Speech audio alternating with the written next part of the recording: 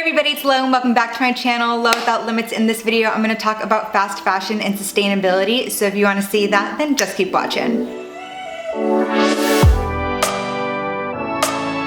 Not only is April Earth Month, and we all love the earth here on this channel and hopefully everywhere, but a part of Earth Month has also grown into this movement of fashion revolution. It's this whole organization that's doing so much and bringing so much awareness to all these different aspects of the fashion industry. But what I really want to focus on is fast fashion and sustainability and different action steps that you can take to make sustainable choices as a consumer and do the best that you can with what's available to you. As a super broad overview, the fashion revolution encourages everybody who wears clothes, which I believe is everybody. If not, then you do you. Live your sustainable life not having to worry about clothes. But for everybody else who does wear clothes, it encourages them to be conscious consumers and to step away from fast fashion and to really make smart decisions when buying clothes. I personally started learning more about this a year ago when it was a month into the pandemic. Seemed like we were gonna stay home a little bit longer than intended, and I wanted some comfy clothes because I did have a lot of jeans and work clothes. I didn't want to buy a bunch of junk. If I was gonna spend my money, I was like, what are some things that I can spend my money on that are good for me and good for the planet? Because I am super into sustainability. I do want to stay away from things with microplastics. So I first saw Made the Label, for example. They do a lot of comfy, just staples that are organic cotton.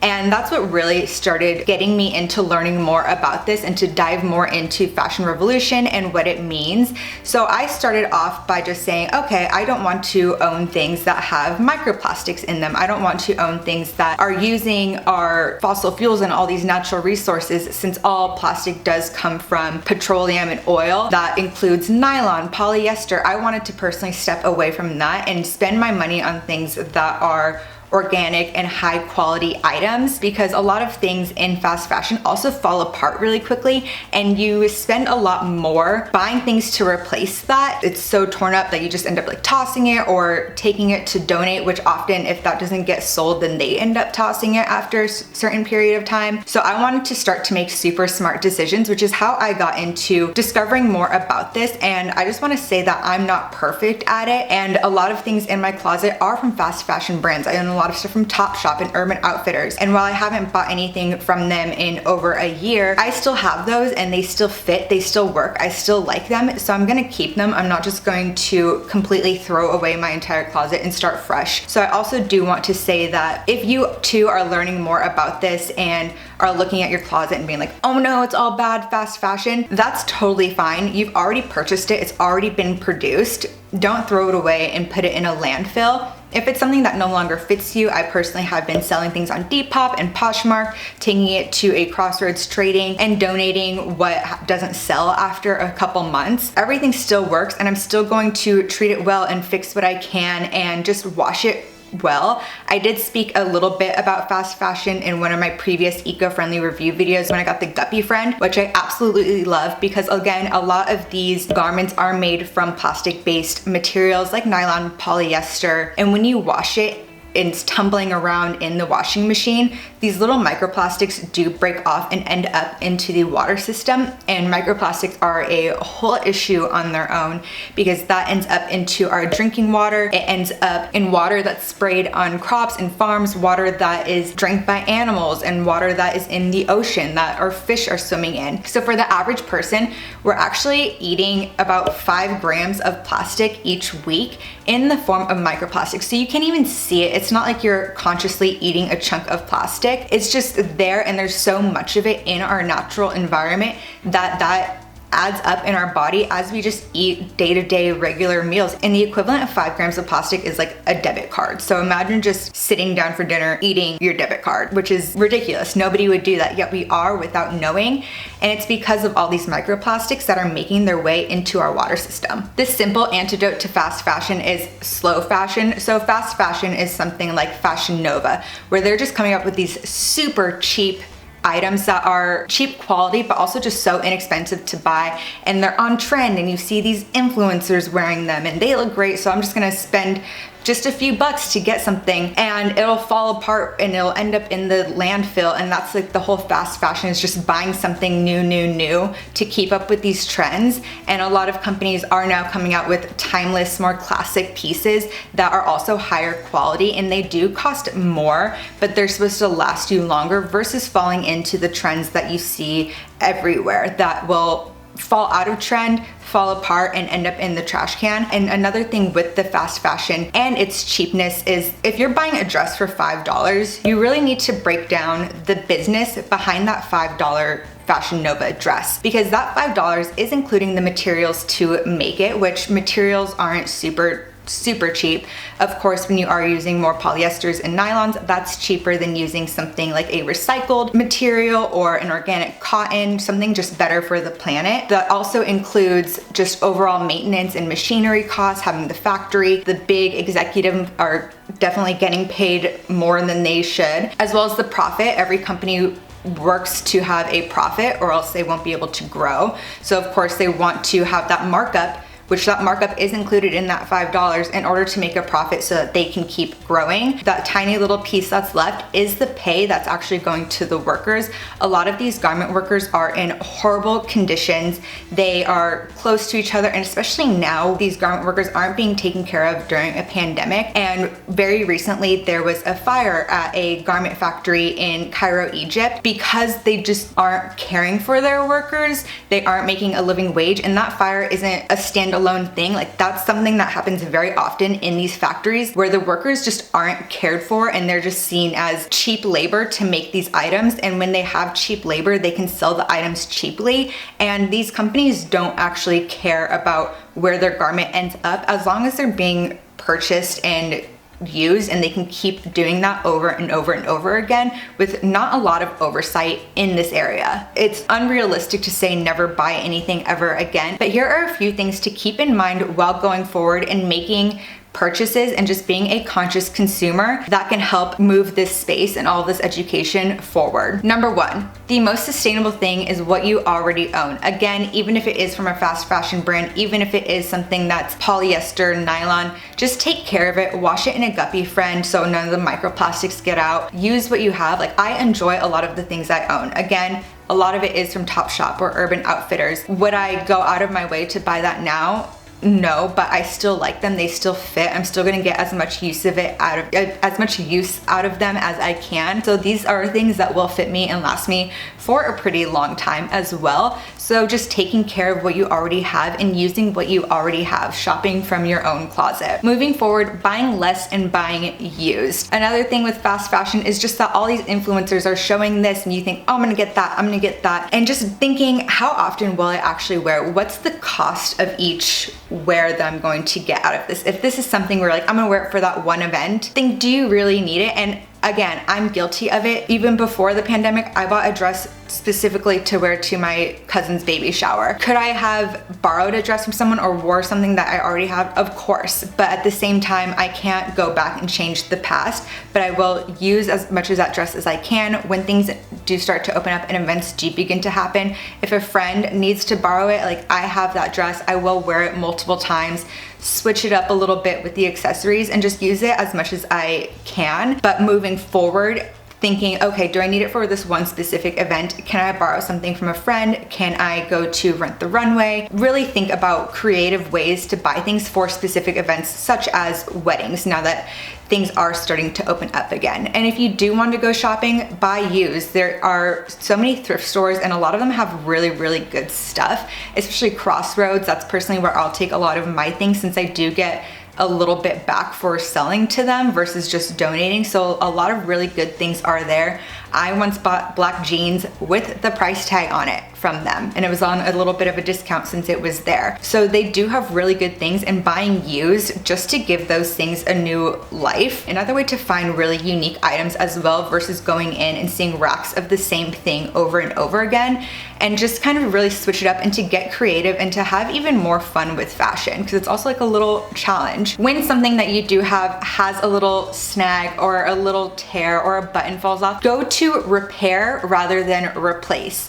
I personally, if a shirt comes with extra buttons, you keep them in a little pouch. They'll be safe, and you know, always know where your buttons are. If something has a snag, even if you're not the best seamstress, I'm definitely not, but I can manage to fix up a little seam at the bottom or fix up a little stitch somewhere that may have come undone, or just trim off the snag and give it a little tie. Definitely focus on repairing than replacing or being like, well, it's ruined now, I'm gonna toss it. And even for this other old t-shirt that I have, I took it home and I'm going to make a little drawstring tote that I can take to the grocery store or to the farmer's market.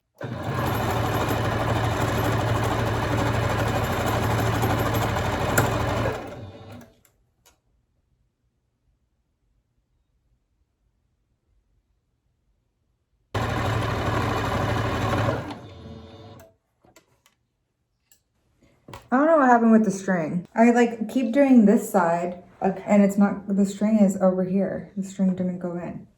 Okay, well, you don't have it. Where is it? The string is right here. Isn't this it? No, girl, that's coming from the bottom. You got a bottom. Was this your dumpy one? Yeah. I got this. I have this the bumpy one. Wait, why are you going sideways? Isn't that how you're supposed to do it? Oh, Mom, I've never done this before. Okay. Jeez. Love you, baby. Okay. I'm trying to figure it out. Okay. Sorry that you took a sewing class. No, I don't do that anymore. Are you filming yourself? Yeah, because I was trying to. Then I could do it. You film yourself going sideways?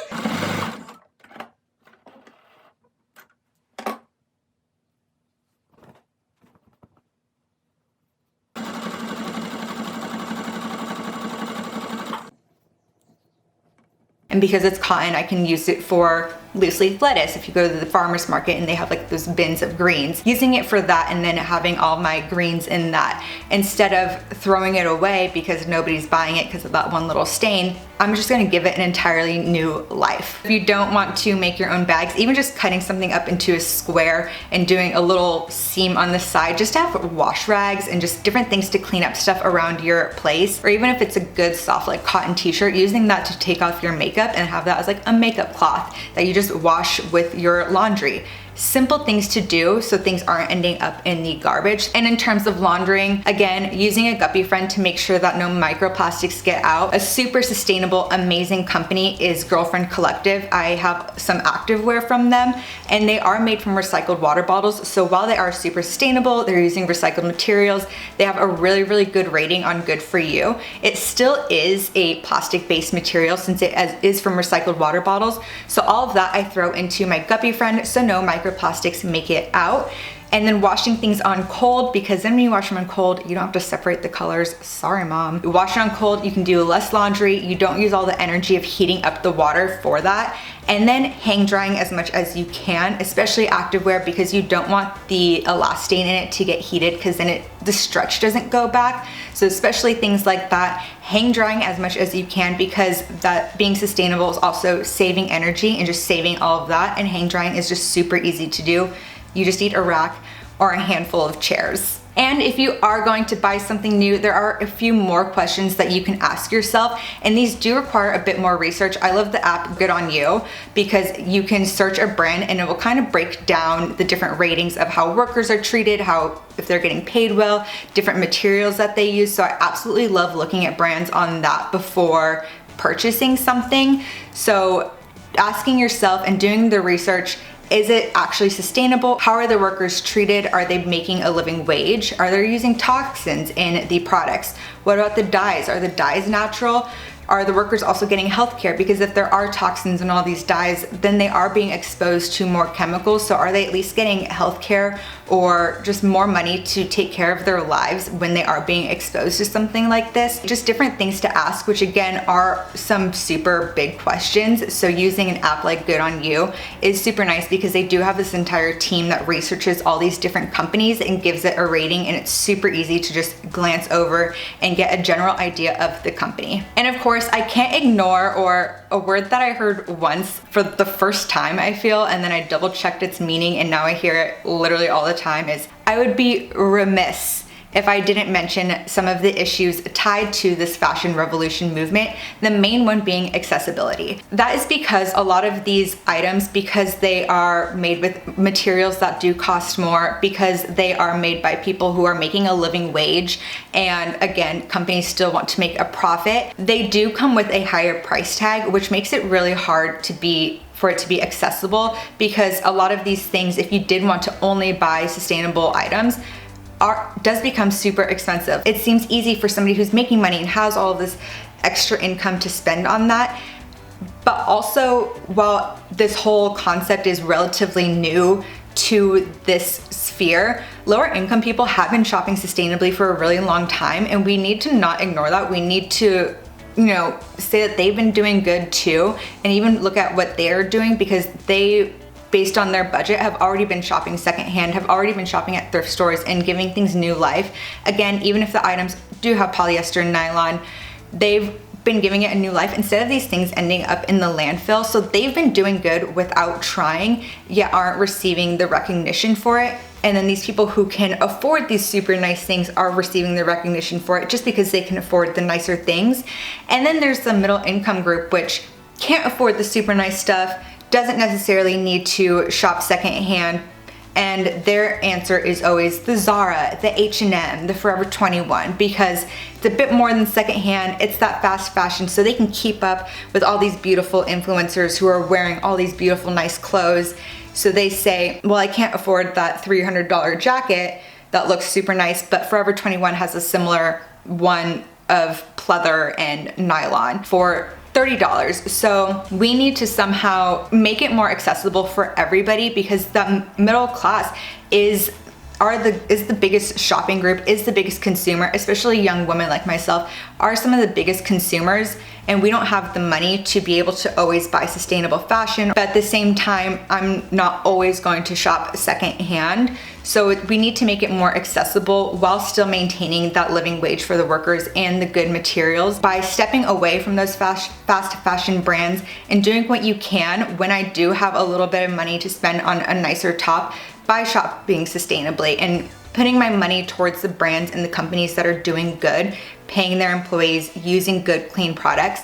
That way, my money is no longer going towards Zara for that cute little skirt. Instead, it's going towards something that's a little bit more, but it's also high quality. It's also gonna last me a lot longer. By taking Zara's money away, I'm just one person, but at the same time, it's going to a company saying like, I like what you do. Voting with your dollar is one of the most important things that you can do, and it's the real way that we can actually make a difference in our day-to-day lives by saying, I will support this small business that's doing good, that's supporting their employees, and it's not going to Zara. And if enough people start to realize all of the impacts of what they're buying and instead start to buy secondhand, start to just borrow, start to shop at sustainable brands instead of Zara, H&M, everything, that will hurt them where it hurts the most, in their wallets. And when a big company starts losing income, starts losing profit, they will realize that they're not doing something right, that they need to change something. And if they see that all this money is going to these brands that are paying their employees more, that are using better items, that are caring more about the environment,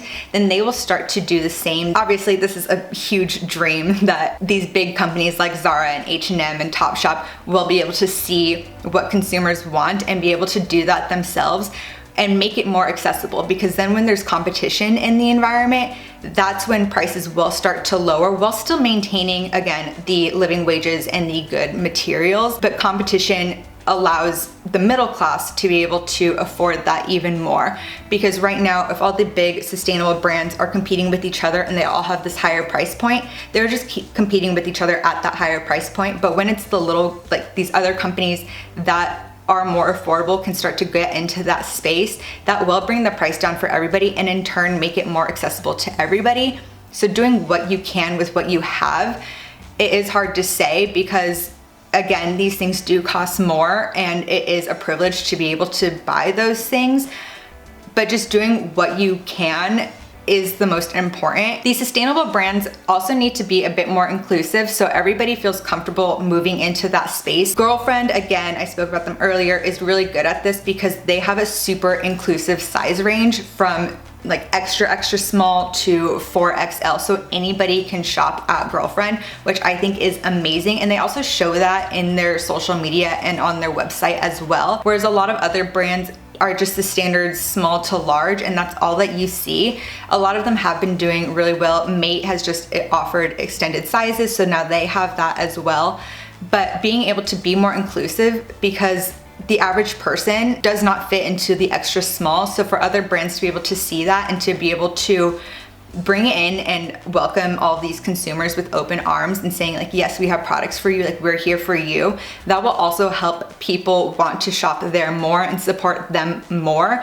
Because right now, a lot of people who are in the higher sizes do have to resort to places like H&M and Zara and all of that because they have the sizes that fit them best. And lastly, another issue with sustainability in general, not just in the fashion space, and definitely something that I feel, is the comparison of it, because there's always somebody who's doing better. There's always somebody who's completely zero waste or doesn't use any plastic and only shops at farmers markets and only buys things with their reusable jars. And it's hard when you see that and think, well, I don't have the time, I don't have the access, I don't have a bulk store near me. It becomes very discouraging. It's almost like, what's the point? Like, oh, they're doing it better. Like, it becomes very hard because you see all these people online doing it so perfectly, but you have to be realistic that perfect is not attainable. And like, these people have dedicated their lives to that. That's their whole focus. And even myself, as somebody who has a eco-friendly products company and loves my eco-friendly products, like, I'm not perfect, but at the same time, doing what you can moving forward, just educating yourself more and making smarter decisions moving forward is the most important thing, because we don't need everybody doing it perfectly. We just need everybody to do exactly what they can, to do whatever they can. If that's just using a reusable bag at the grocery store instead of a plastic or paper bag, if that's going secondhand shopping instead of just buying some random stuff from Forever 21 for an event, or by looking at Depop and Poshmark and everything, or shopping sustainably for like that one new shirt that you need that you know will last you a long time instead of just a super cheap one. Just those little actions are what matter. And again, educating yourself is the most important, because educating yourself, you can educate others. And that's what I love doing. That's the whole reason why I have this channel, is because I like learning about these things and being able to share it in a way where you don't have to read all the books. Like, I'll read all the books and tell you what I know in the best way that I can, give you tips how I can, but at the same time, like, we don't all have to be perfect, because that's unrealistic, and that's just even more stress and anxiety in a world that is already very stressful. We don't need that. We need to take a step back, breathe, and be like, what can I do, and do that. So I hope you enjoyed this video. If you did, be sure to give it a thumbs up. Comment down below what your favorite places for slow fashion, sustainable fashion are, what your favorite eco-friendly tips are, and what else you want to see here on my channel. And while you're there, be sure to subscribe. I upload a new video every Wednesday. So until the next one, thanks for watching.